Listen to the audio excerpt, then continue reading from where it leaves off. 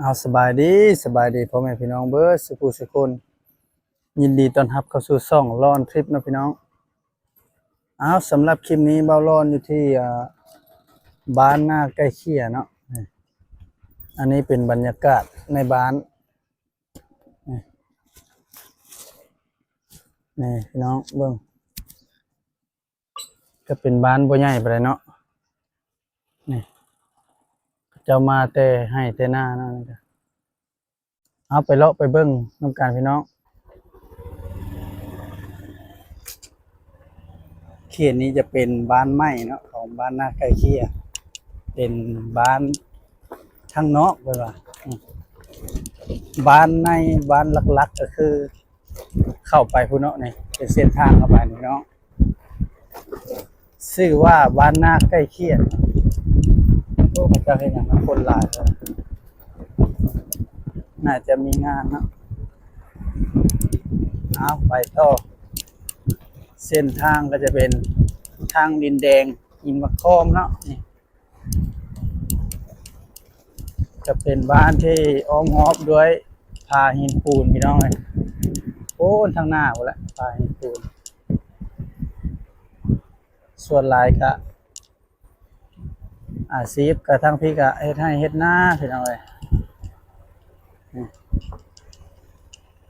ช่วงนี้ก็ถือว่าอากาศร้อนขนาดนี่แนมไปทางพุทธโอ้เห็นพระเจ้าระเบิดผาขาวอยู่เนาะผาเลื่อนลงอันนี้จะเป็นเส้นทางเข้าไปในบ้านเสียงกับบ่ยักปานใดพี่น้องเอ้ยเนื่องจากว่าเป็นวัดอากาศแปรปรวนฮะของมือนี่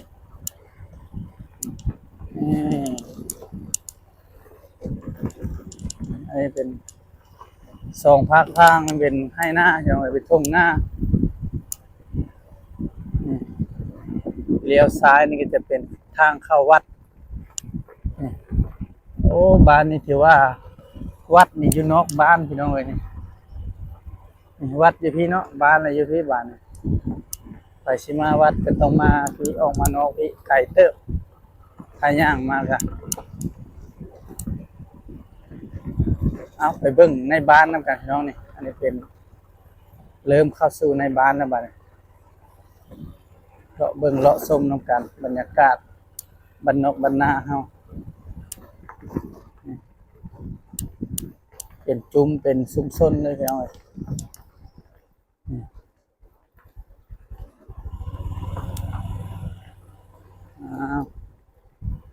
เลาะไปคือว่าหนาแน่นเลยพี่น้อง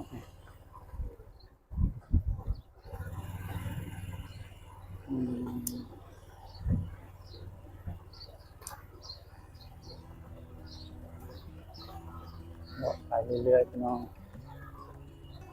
แต่เจ้าก็อยู่เงื่อนหลายเนาะบ้านนี่ก็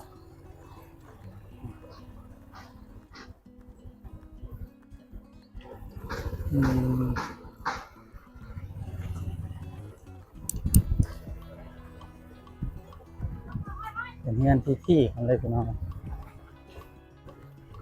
สุดบ้านเลยพี่น้องมาโฮเทลเลย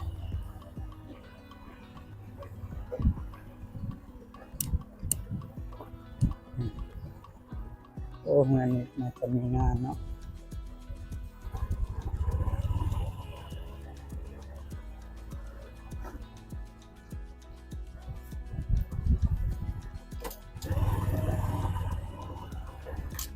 โอ้น่าจะสุดแล้วพี่น้อง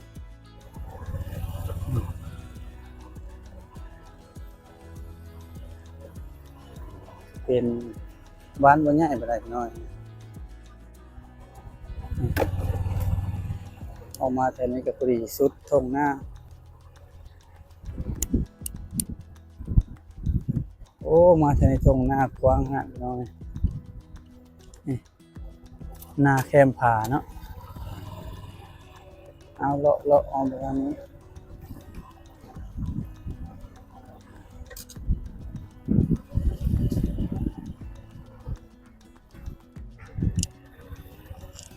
ไม่เท่าอ้อมทางนี้ก็ซอสบ่ แบบอยากออกไปนอกในกระซอดวะอืมยังบ่ทันเริ่มเฮ็ดการเนาะเดี๋ยวพี่แถวนี้อืมบ้านนี่อ้อมแต่แถวๆนี้เนาะมีแต่เขตแถวนี้อืมอืมอืมขอบใจ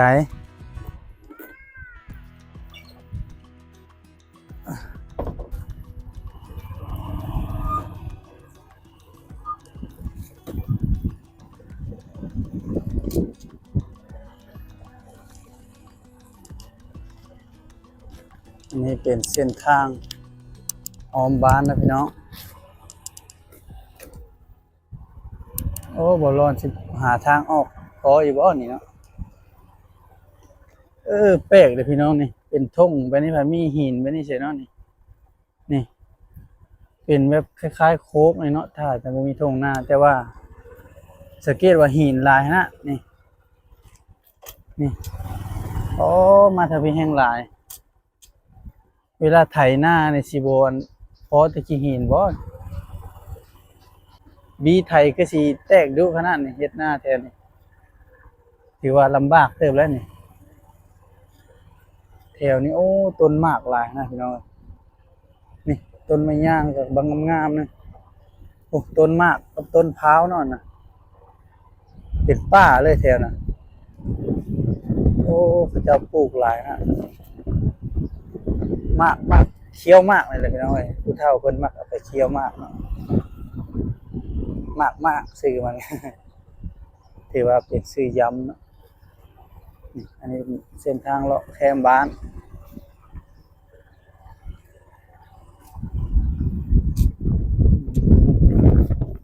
เดี๋ยวจะโค้งเข้าไปนั่นเออ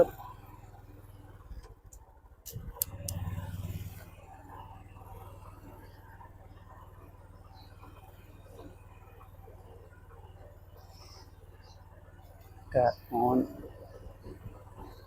เขาเจ้าก็อยู่เฮือนส่วนหลายเขาเจ้าก็นั่งพักผ่อนหย่อนใจเออ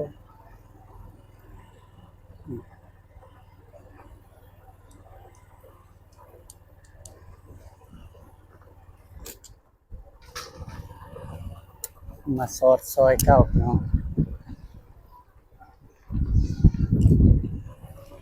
ยามบ่ฮอดยามลงให้ลงหน้าไปแล้วเขาเจ้าก็อยู่เฮือนเพราะว่ามันฮ้อนเฮ็ดหยังก็ยาก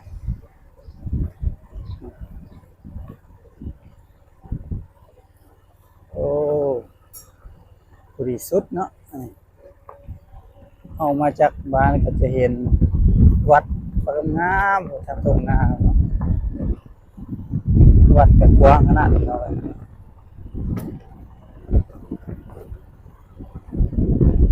แต่ว่าไปโรงเรียนนี่ไกลพี่น้องต้องได้ย่างไปพี่น้องหรือว่าขี่พูดไปแต่ภูโรงเรียนก็ไปไกลเตอะประมาณ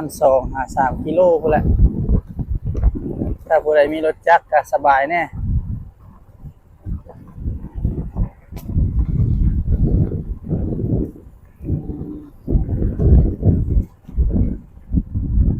ถ้าเป็นช่วงฤดูฝนก็คือสิคักอยู่เนาะตรงหน้าเขียวงามถ้าเป็นฤดูแล้งก็แบบนี้แหละแห้งแล้งงัวควายก็ก้นกินน้ำก็ยากเลยเนาะต้องได้จุกหนองสะ